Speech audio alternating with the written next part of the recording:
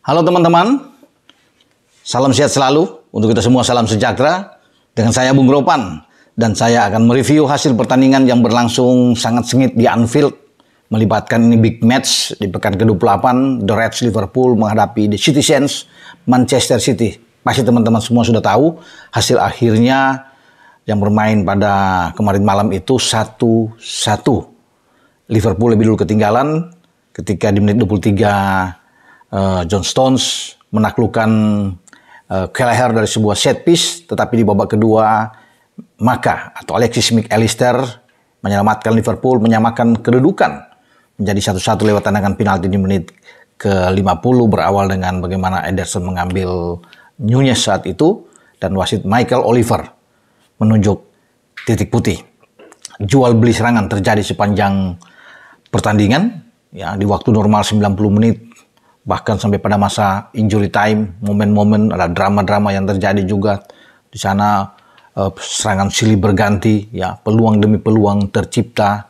Ada gol pertama dari Liverpool dianulir wasit karena hakim garis sudah mengangkat bendera di saat Nunez terdapat, ya, VAR melihat ada offside sebelum dia bisa memberikan umpan dan diselesaikan oleh Luis Diaz. Juga bagaimana di babak kedua ada tembakan dari Jeremy Doku yang masuk di babak kedua menghentikan Julian Alvarez menerpa tiang sebelah kiri dari Kelleher. Banyak hal itu yang terjadi, ya. Kemudian juga protes dari pemain pengganti ketika Pep menarik keluar Kevin De Bruyne digantikan oleh Kovacic, dan dia merasa tidak enak, tidak nyaman, dia ingin berada di lapangan, tapi kemudian Pep melakukan pergantian. Itu ada kesalahan bagi dia sebelum menuju ke bench pemain cadangan. Mohamed Salah yang tadinya diprediksi untuk bisa bermain dari awal itu masuk di babak kedua, dan ada 3 pergantian memang dilakukan ketika sebelum Szoboszlai ditarik keluar, Salah masuk, Gakpo masuk dan menggantikan Nunez. Ada Bradley di kanan, ada pergantian dengan Andy Robertson yang bertukar posisi dengan Joe Gomez yang tadinya dari kiri berpindah ke kanan. Dan drama terakhir yang terlihat, protes dari Jurgen Klopp ketika pertandingan berakhir terhadap Michael Oliver, di mana seharusnya dia meminta itu penalti di saat Jeremy Doku mengambil dengan keras dan terlihat Maka atau McAllister, tapi tidak digubris oleh Oliver di sini, dan pertandingan terus berjalan sebelum berakhir. Sebenarnya Klopp bilang ini kalau penalti kami bisa mendapatkan kemenangan, tapi sayang sekali Oliver tidak melihat itu, dan VAR juga tidak meninjau tentang pelanggaran keras, dan memang terlihat dalam sebuah gambar di saat Jeremy Doku menerjang, ya, dada bagian kanan kalau tidak salah dari Maka dengan sepatunya, dan memang mengena, tapi tidak ada reaksi dari Oliver untuk menunjuk ini sebagai penalti. Kalau saja ini penalti pasti, ya, Maka akan mengambil lagi, ya, atau bukan tidak mungkin Salah akan mengambil dan bisa membuat tuan rumah Liverpool unggul. Dengan hasil 1-1 ini yang membuat posisi Liverpool dan The Gunners Arsenal sama 64 poin, tapi Arsenal unggul dalam agregat atau dalam selisih gol mereka. Sementara City, ya, ada di peringkat ketiga dengan hanya 1 poin di belakang Arsenal dan Liverpool. Jadi sebenarnya di IPL ini masih rame perebutan gelar di antara 3 klub ini untuk menuju pada bulan Mei nanti. Kita belum tahu, tapi momen-momen nanti ke depan itu sangat seru karena City akan bertarung dengan Arsenal di Etihad di akhir bulan ini, Maret ini. Dan itu akan menjadi duel sengit yang akan menguntungkan juga bagi Liverpool. Karena Liverpool sudah terbebas, hanya ada 1 pertandingan yang mungkin agak berat bagi mereka karena mereka akan menuju ke Old Trafford menghadapi Manchester United yang menahan mereka di Anfield bermain imbang. Tapi seandainya juga hasil antara City dan Arsenal imbang dan Liverpool terus bisa mendapatkan hasil yang positif, mungkin akan ada perubahan di sana dan Liverpool melihat ini kemungkinan menjadi juara masih terbuka. Dan itu yang dikatakan oleh Jurgen Klopp bahwa dia masih yakin dengan tim asuhannya bisa meraih gelar juara. Nah, cuma sayang dia bilang wasit tidak bisa memberikan penalti ini yang dia agak kesal sehingga di akhir pertandingan dia memprotes. Ya, tapi tetap tidak mengubah hasil pertandingan. Apapun itu saya pikir ini wajar. Ya, pertandingan ini berakhir imbang, ya, karena kalau melihat dari on target sama-sama kelihatan sekali 6-6, ya, baik Liverpool dan City. Ya, Liverpool memang lebih banyak melancarkan tembakan. Percobaan tembakan mereka sampai 19 sebelum dapat ada 6 on target. Sementara City dengan 10 tembakan mereka ada 6 on target. Mungkin dari sisi sepak pojok memang Liverpool lebih tinggi dibandingkan dengan City. Ball position juga kalau bisa melihat Liverpool unggul ya. Walaupun ini tidak telak setipis. Jadi saya pikir memang ini kedua tim yang berada di papan atas sangat wajar sekali untuk mengakhiri pertandingan dengan imbang 1-1, dan ini memang menguntungkan bagi Arsenal karena kalau Liverpool menang, Liverpool akan tetap menjaga jarak 2 dengan Arsenal. Nah, ini akan sangat bagus, akan unggul 4 atas City. Sebaliknya juga begitu. Kalau City bisa menang, City akan enak ada di atas walaupun selisih poin mereka tipis-tipis ya, dengan selisih 1-2 di antara ketiga klub tersebut. Dan kalau bisa melihat dari apa yang terjadi di lapangan, ini memang menjadi duel yang seru. City bermain merespon Klopp bermain tetap dengan 4-3-3, City dengan 4-1-4-1 karena Rodri tetap ditahan sebagai seorang gelandang yang bertahan di sini dengan formasi agak berbeda.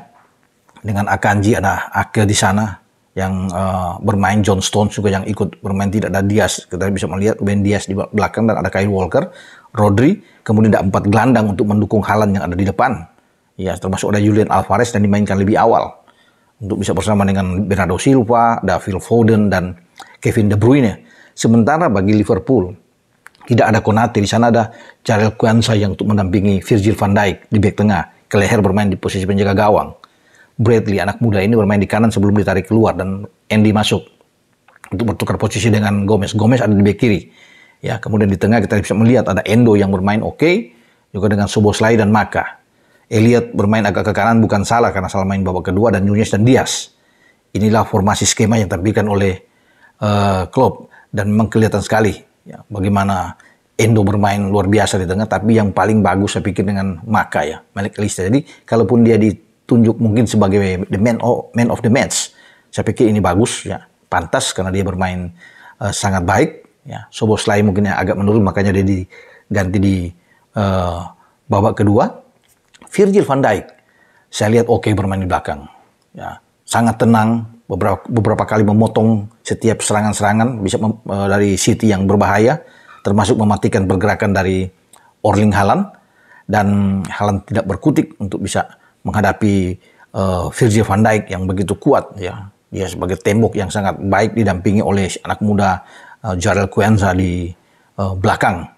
Dan secara keseluruhan kita juga melihat penampilan dari kedua tim ya memang oke ya. Ini memang pantas, dua tim yang berkualitas ya, sangat baik, mengusung sepak bola ofensif, bermain sangat terbuka di antara kedua tim ini, dan begitu kelihatan sekali nafsu dari Klopp untuk memaksa, terutama di babak kedua, bagaimana mereka harus bisa memenangkan pertandingan, sehingga mengubah bagi Pep Guardiola untuk melihat ini, mengantisipasi dengan dia menarik Kevin De Bruyne. Walaupun saya bilang tadi di awal agak diprotes dengan ada Kovacic, dia ingin memperkuat ya, agak bertahan ini dengan serangan-serangan bola-bola panjang, crossing yang diberikan oleh pemain-pemain Liverpool dalam pertandingan ini, dan itu berhasil dilakukan. Dan saya pikir Pep juga puas ketika mengakhiri pertandingan ini dengan 1-1, suatu hal yang normal bagi Pep. Dia bisa menerima ini, dan kita bisa melihat di akhir pertandingan Klopp dan Pep berpelukan kedua tim, dan ini menjadi pertandingan terakhir bagi Klopp dalam perjumpaan duel dia dengan Pep Guardiola, karena dia akan istirahat di akhir musim bersama dengan The Reds. Sayang sekali, makanya Klopp begitu berambisi untuk bisa menang, karena ini seperti ada kado buat dia dalam tanda kutip ketika mengalahkan Manchester City untuk terakhir kali di Anfield di saat dia memegang Liverpool, tapi dia tidak mendapatkan itu. Tapi apapun itu, saya pikir ini hasil yang baik karena Klopp bersama timnya tidak kalah. Peluang untuk bisa menjadi juara masih terbuka seperti yang dikatakan oleh Jurgen Klopp. Demikian juga dengan Pep. Timnya tidak kalah. Mereka bisa keluar dengan kepala tegak dari Stadion Anfield, dan mereka tetap berhitung untuk bagaimana menyelesaikan pertandingan demi pertandingan ke depan, termasuk yang menjamu Arsenal, dan mereka ingin harus mengalahkan Arsenal di Etihad, karena itu menjadi kunci buat mereka. Kalau sampai mereka draw atau tumbang, ini akan berbahaya di saat Liverpool dengan konsistensi yang sangat bagus dan tidak terkalahkan bermain terus, karena mereka akan lawan United itu pada 7 April kalau nggak salah ya, bulan depan. Jadi sambil menunggu hasil pertandingan di akhir bulan ini antara City dan Arsenal. Oke, dengan saya Bung Ropan untuk berbicara mereview hasil pertandingan yang seru ya di antara Liverpool dan City yang berkesudahan imbang 1-1. Ya, sampai di sini. Ciao.